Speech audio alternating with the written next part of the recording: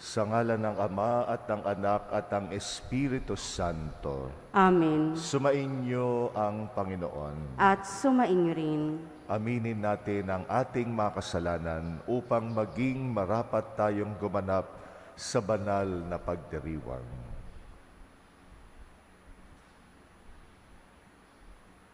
Panginoong Hesus, Ikaw ang bukal ng awa.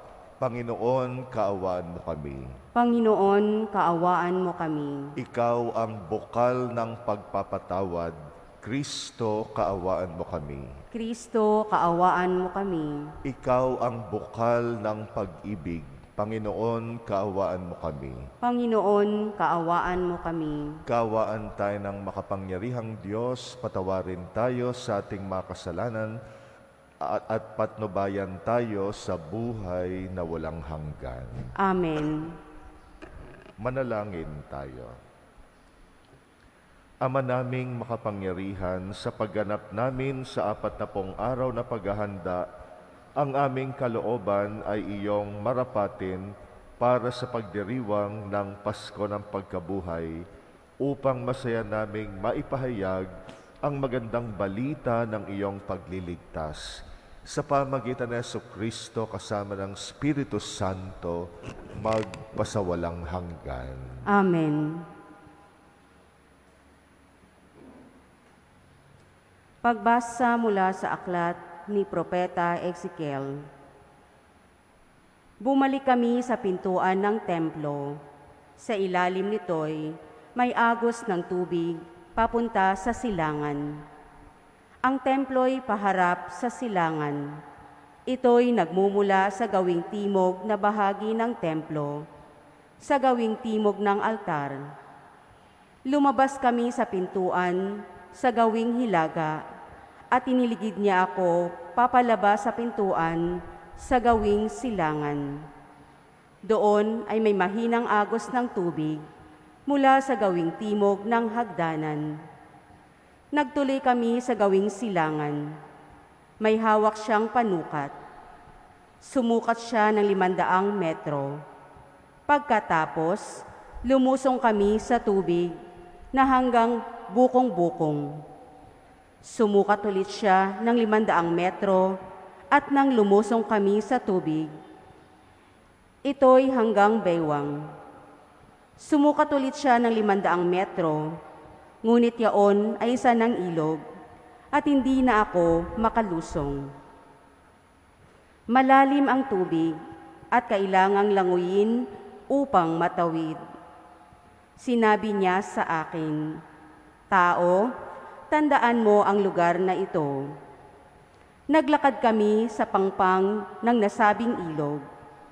Nang ako'y pabalik na, nakita ko ang makapal na puno sa magkabilang pangpang ng ilog.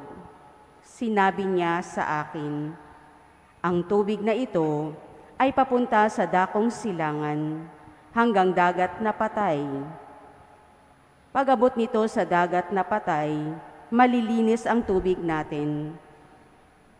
Lahat ng lugar na maagusan nito ay magkakaroon ng lahat ng uri ng hayop at isda. Pagdating ng agos na ito sa dagat na patay, magiging tabang ang tubig ng dagat. Lahat ng lugar na abutin nito ay magkakaroon ng buhay. Sa magkabilang pangpang ng ilog ay tutubo ang sari-saring punong kahoy na makakain ang bunga. Hindi malalanta mga dahon nito, ni mawawalan ng bunga, pagkat ang didilig dito ay ang tubig na umaagos mula sa templo. Ito ay patuloy na mamumunga sa buong taon. Ang bunga nito ay pagkain, at gamot naman ang mga dahon." Ang salita ng Diyos. Salamat sa Diyos. Diyos na makapangyarihay, kapiling nating kandungan. Diyos na makapangyarihay, kapiling natin kay kanlungan. Ang Diyos ang lakas natin at kanlungan, at handang saklolo kung may kaguluhan. Di dapat matakot, mundo'y mayanigman, kahit na sa dagat ang bundok mabuwal. Diyos na makapangyarihay, kapiling nating kanlungan.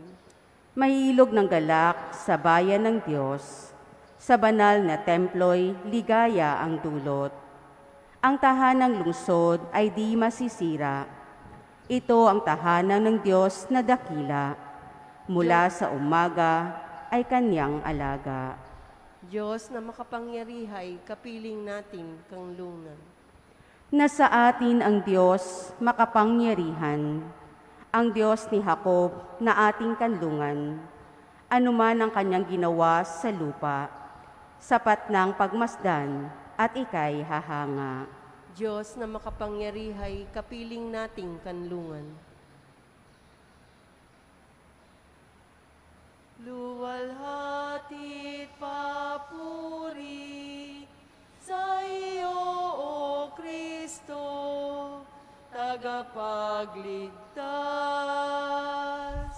ng sanlibutan.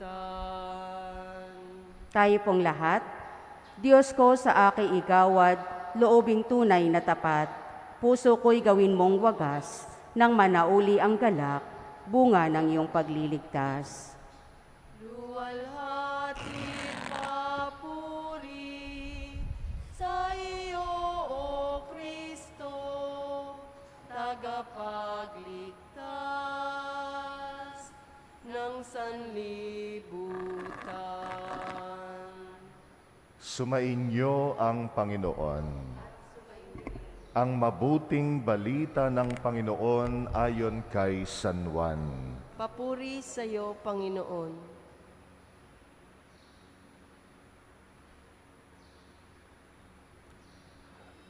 Nang dumating ang pagdiriwang ng pista ng mga Hudyo, pumunta si Jesus sa Jerusalem. Sa lungsod na ito, malapit sa pintuan ng mga tupa, ay may malaking deposito ng tubig na may 5 portiko.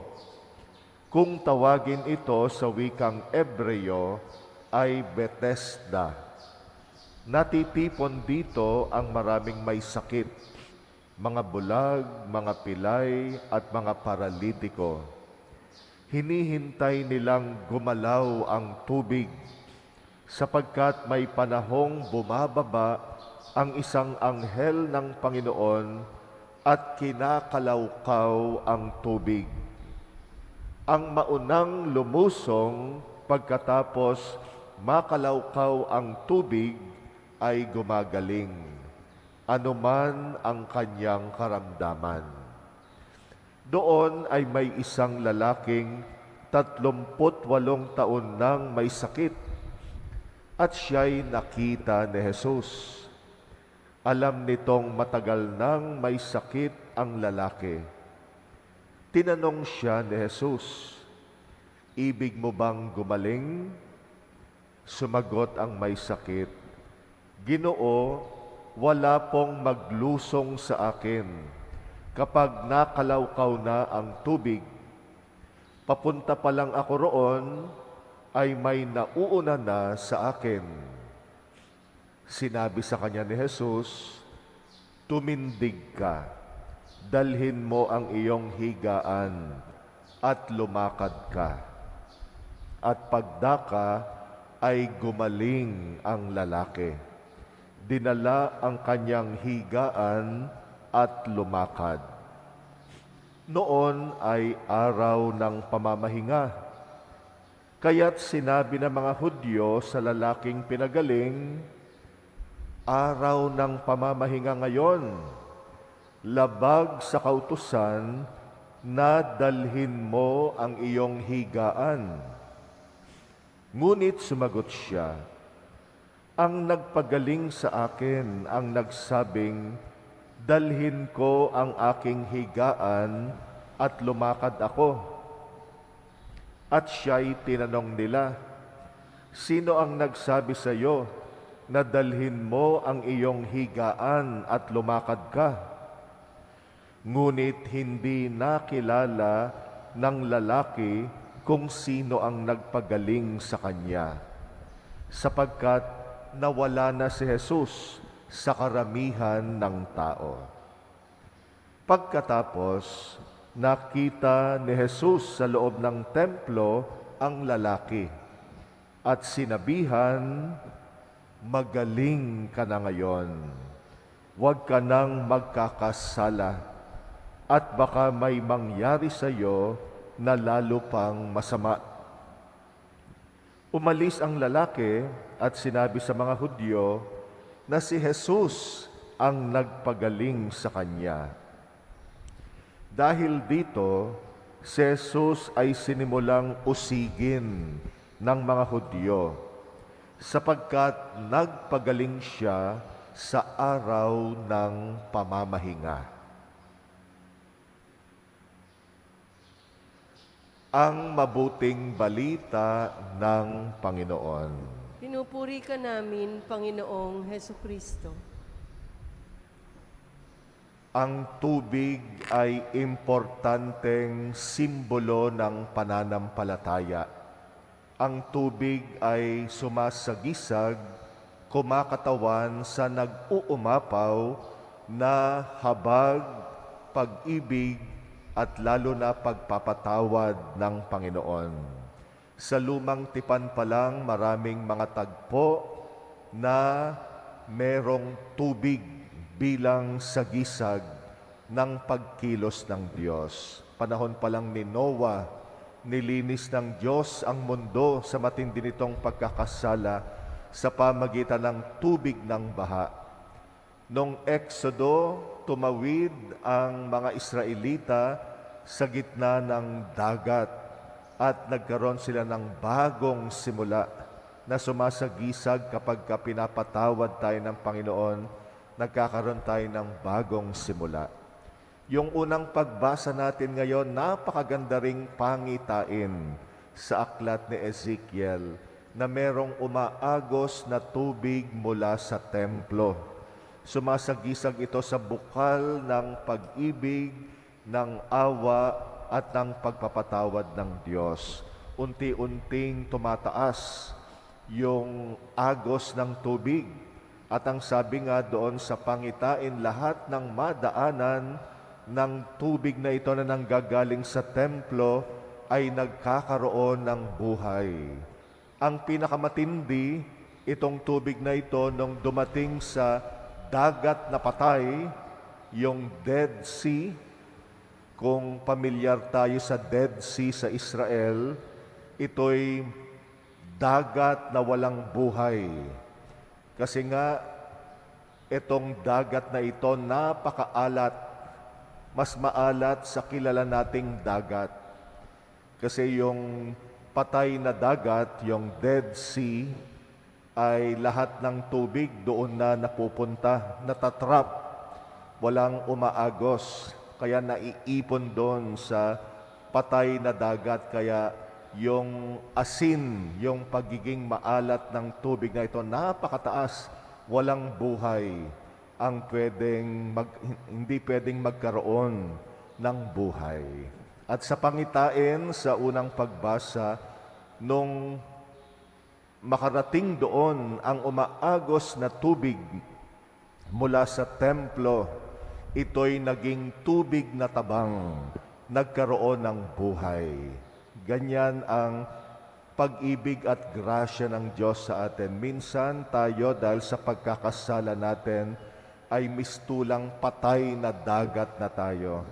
Wala nang pag-asa na makabangon. Pero sa Panginoon, laging may pag-asa. Kaya yung habag ng Diyos sa atin parang bukal na patuloy na dumadaloy para tayo ay patawarin, para tayo ay buhaying muli. Sa Ebanghelyo, meron ding simbolo ng tubig doon sa deposito ng tubig sa Jerusalem at pinaniniwalaang nakapagpapagaling. Kaya ito rin ay simbolo, tubig, simbolo ng pagpapatawad at pagpapagaling ng Panginoon. At sa tagpo ng ating Ebanghelyo, meron ngang isang may kapansanan, di siya makapunta dun sa tubig, mismong si Jesus ang nagpatawad, nagpagaling dito sa tao na ito na may kapansanan. Kaya lahat ng ito, yung pagpapatawad, ay ang pinaka palatandaan ng pagpapatawad ng Diyos sa atin, si Jesus. Tayong mga Kristiyano, mahalaga rin sa atin yung simbolo ng tubig. Lahat tayo nagsimula ang pananampalataya natin sa sakramento ng binyag. Kaya sa binyag, ang pinakasagisag yung tubig. Diyan tayo namamatay sa luma nating pagkakasala bilang sangkatauhan. Diyan tayo pinapanganak na muli bilang anak ng Diyos. Tayo'y mga anak na pinatawad sa lumang kasalanan ng sangkatauhan.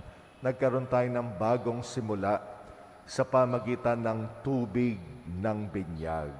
Pero alam natin, kahit na binyagan na tayo, nagkakasala pa rin tayo. Kaya sa tuwi-tuwi na, patuloy tayong pinatatawad ng ating Panginoon. Kaya yung sakramento rin ng kumpisal, napakahalagang sakramento.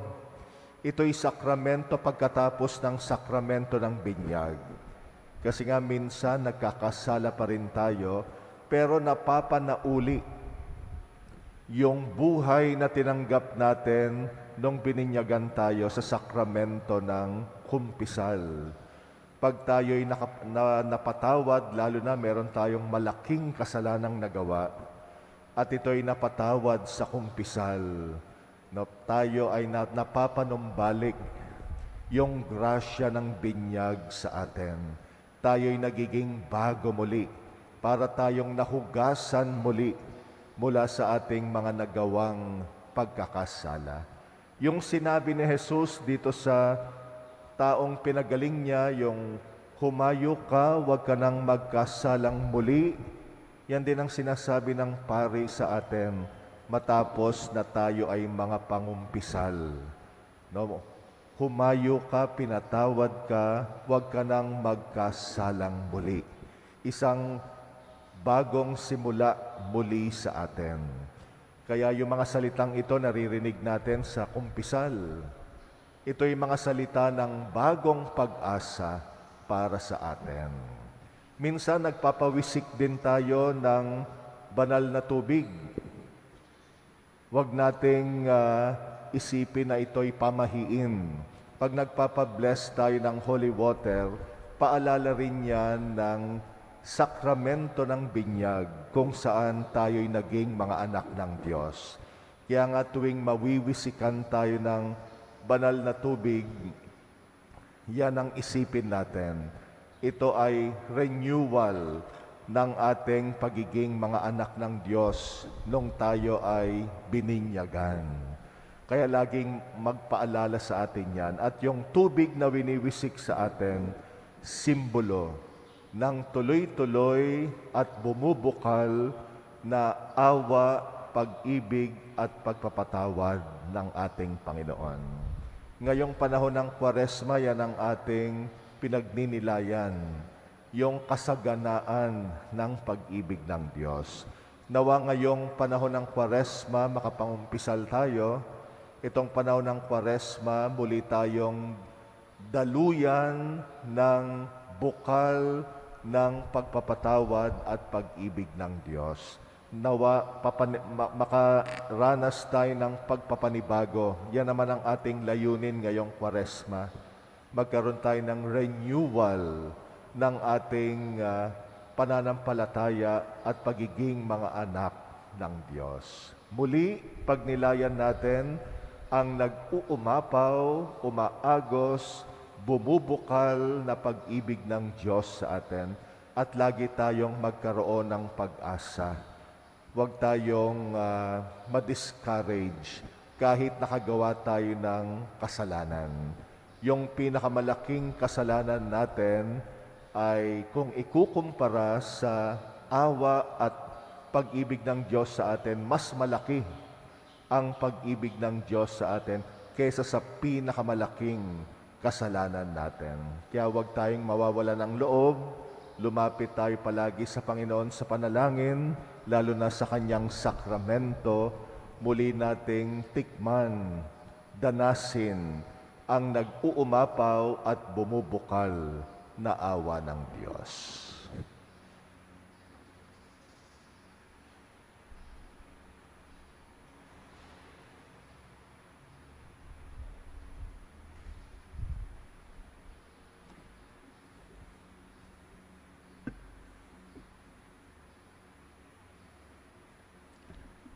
Habang higit nating nakikilala ang Diyos, lalo nating nauunawaan na lubos tayong umaasa sa Kanya. Alam natin na marami tayong mga kahinaan at wala tayong magagawa kung hindi niya tayo tutulungan.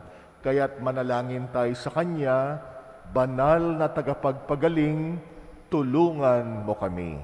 Banal na tagapagpagaling, tulungan mo kami. Ang mga pinuno ng simbahan naway lubos na mag-alay ng kanilang buhay sa paglilingkod kay Kristo. Manalangin tayo sa Panginoon. Banal na tagapagpagaling, tulungan mo kami. Tayo naway magkaroon ng pusong bukas sa pag-aalay ng sarili at lumago sa pagsunod kay Kristo na may pusong maamo at mapagpakumbaba. Manalangin tayo sa Panginoon. Banal na tagapagpagaling, tulungan mo kami. Tayo naway magkaroon ng tunay na diwa ng kababaang loob sa ating pakikitungo sa mga dukha at mga api at makita natin ang presensya ni Kristo sa kanila. Manalangin tayo sa Panginoon. Banal na tagapagpagaling, tulungan mo kami. Ang mga may sakit, naway makatagpo ng pagmamahal at pagtataguyod sa mga nangangalaga sa kanila. Manalangin tayo sa Panginoon. Banal na tagapagpagaling, tulungan mo kami. Ang mga nauna na sa atin sa paglisan sa buhay na ito, naway makaisa ng Diyos sa Kanyang kaharian. Manalangin tayo sa Panginoon. Banal na tagapagpagaling, tulungan mo kami. Tahimik nating idalangin ang mga personal nating kahilingan. Alalahanin nating muli ang mga tao, kapwa natin at mga kapatid na pinangakuan natin na ipagdarasal natin sila, lalo na ang mga may malubhang karamdaman. Alalahanin din natin ang intensyon ng mga kapatid nating nagpapamisa sa pagdiriwang na ito.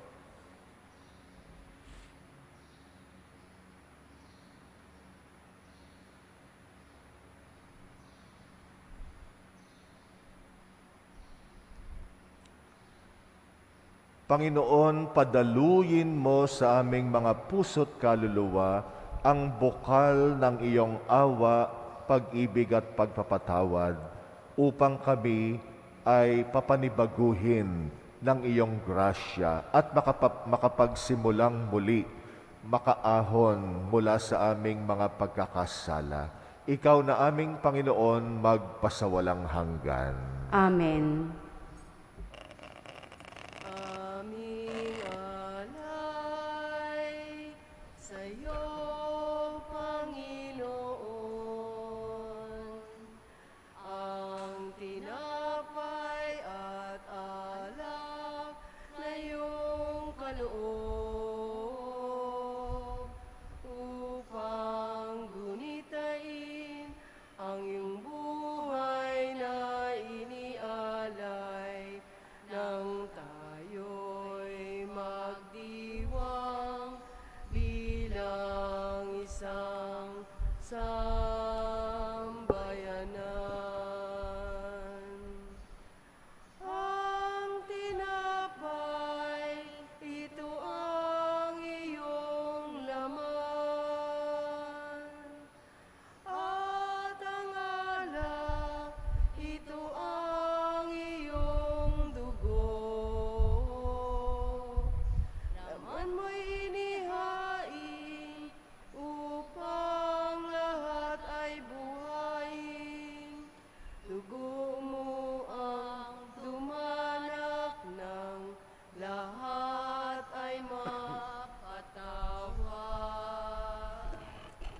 Manalangin kay mga kapatid upang ang paghahain natin kalugdan ng Diyos amang makapangyarihan.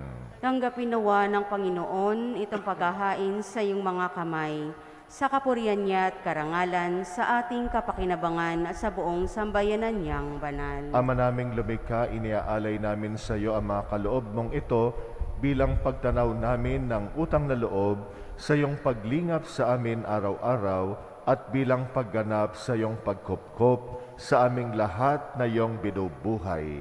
Sa pamagitan ng Jesucristo kasama ng Espiritu Santo, magpasawalang hanggan. Amen. Sumainyo ang Panginoon. At sumainyo rin. Itaas sa Diyos ang inyong puso at diwa. Tinaas na namin sa Panginoon. Pasalamatan natin ang Panginoong ating Diyos. Marapat na siya'y pasalamatan. Ama naming makapangyarihan, tunay ngang marapat na ikay aming pasalamatan sa pamagitan ng Jesucristong aming Panginoon, sa aming kusang pagtitiis ng hirap, tinutulungan mong aming maitumpak ang kinamihas ng pagsalungat sa pananagutang iyong iniatas.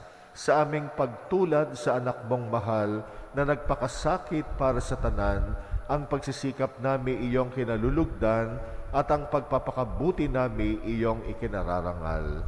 Kaya kaisa ng mga anghel na nagsisiawit ng papuri sa iyo, nang walang humpay sa kalangitan kami nagbubunyi sa iyong kadakilaan.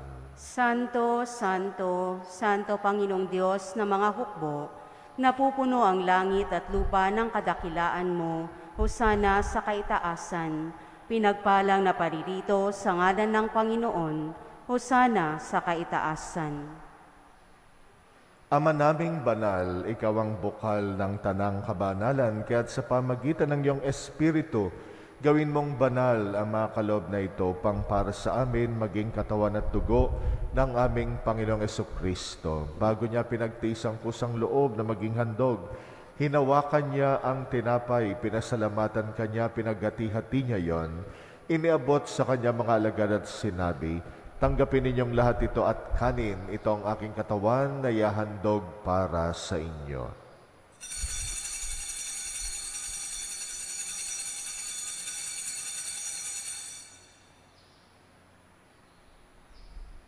Gayun din naman nung matapos ang hapunan, hinawakan niya ang kalis, muli kanyang pinasalamatan, iniabot niya ang kalis sa kanyang mga alagad at sinabi, tanggapin ninyong lahat ito at inumin, ito ang kalis ng aking dugo, ng bago at walang hanggang tipan, ang aking dugo na ibubuhos para sa inyo at para sa lahat, sa pagpapatawad ng mga kasalanan. Gawin ninyo ito sa pag-alala sa akin.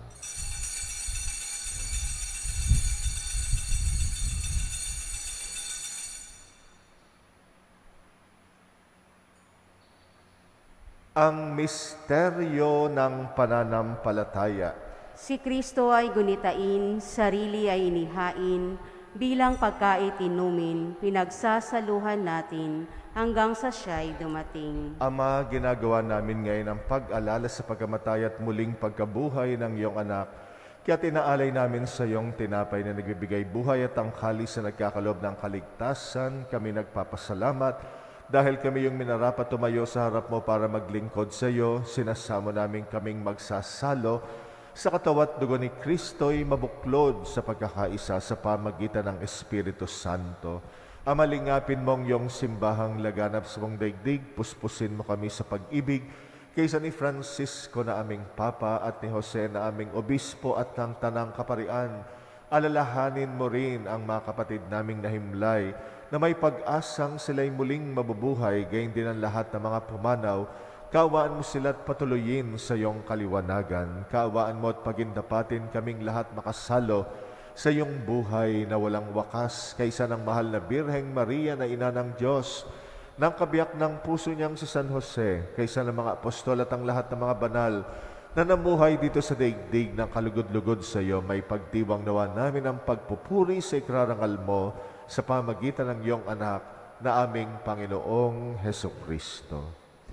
Sa pamagitan ni Kristo, kasama niya at sa Kanya, ang lahat ng parangal at papuri ay sa iyo, Diyos Amang makapangyarihan, kasama ng Espiritu Santo, magpasawalang hanggan.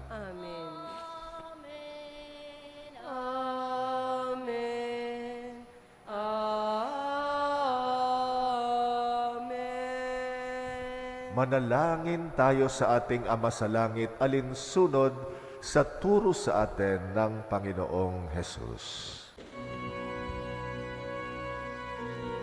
Ama namin, sumasalangit ka, sambahin ang ngalan mo, mapasa amin ang kaharian mo, sundin ang loob mo dito sa lupa para nang sa langit. Bigyan mo kami ngayon ang aming kakanin sa araw-araw. At patawarin mo kami sa aming mga sala para ng pagpapatawad namin sa nagkakasala sa amin. At huwag mo kaming ipahintulot sa tukso at iadya mo kami sa lahat ng masama. Hinihiling namin kami yadya sa lahat ng masama, pagkalooban ng kapayapaan araw-araw, iligtas sa kasalanan, ilayo sa lahat ng kapahamakan, samantalang aming pinananabikan ang dakilang araw ng pagpapahayag ng tagapagligtas naming Sesu Kristo. Sapagkat iyo ang kaharian at ang kapangyarihan at ang kapurihan magpakailanman. Amen. Panginoong Yesu Kristo, sinabi mo sa iyong mga apostol, kapayapaan ang iniiwan ko sa inyo, ang aking kapayapaan ang ibinibigay ko sa inyo. Tunghayan mo ang aming pananampalataya, huwag ang aming pagkakasala. Pagkalooban mo kami ng kapayapaan at pagkakaisa ayon sa iyong kalooban, kasama ng Espiritu Santo, magpasawalang hanggan. Amen. Ang kapayapaan ng Panginoon ay laging sumainyo. At sumainyo rin. Magbigayan kayo ng kapayapaan sa isa't isa. Peace be with you.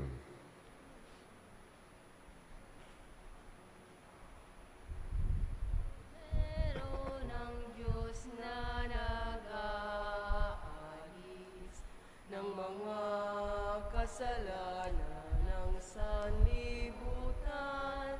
Maawa ka sa amin. Kordero ng Diyos na nag-aalis ng mga kasalanan ng sanlibutan. Maawa ka sa amin. Kordero ng Diyos na nag-aalis ng mga kasalanan ng sanlibutan, ipagkaloob mo sa amin ang kapayapaan.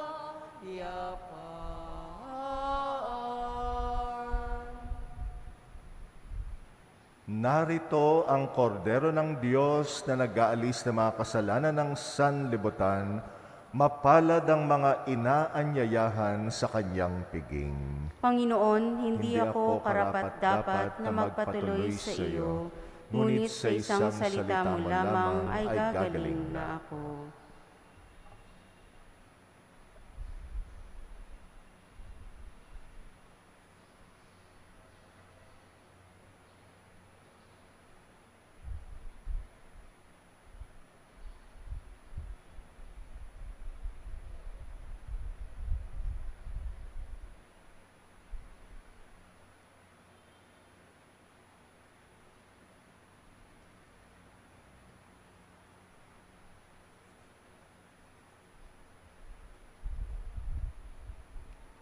ang katawan ni Kristo. Amen.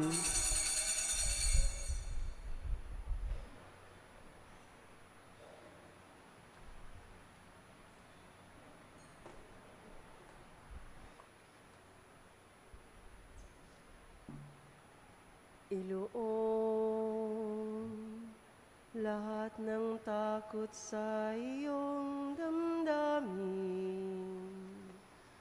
Ang pangalan niya'y lagi nang tawagin at siya'y nakikinig sa bawat hinaing. Magmasid at mamulat sa kanyang kapangyarihan. Nabatid mo ba na siya'y naglalaan? Patuloy na naghahatid ng tunay na kalayaan. Manalig ka, tuyuin ang luha sa mga mata. Hindi siya panaginip, hindi siya isang pangarap. Siya'y buhay, manalig ka.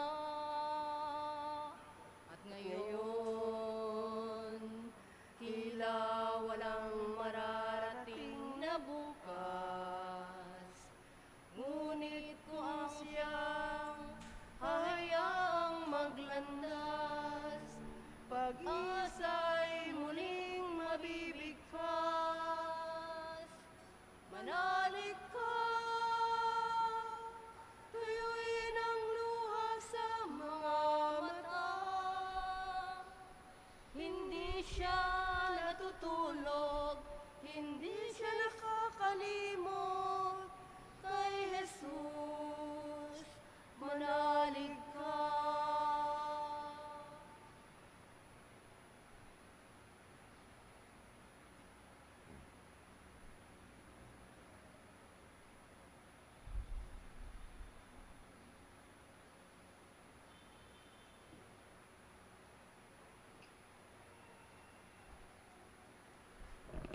Manalangin tayo.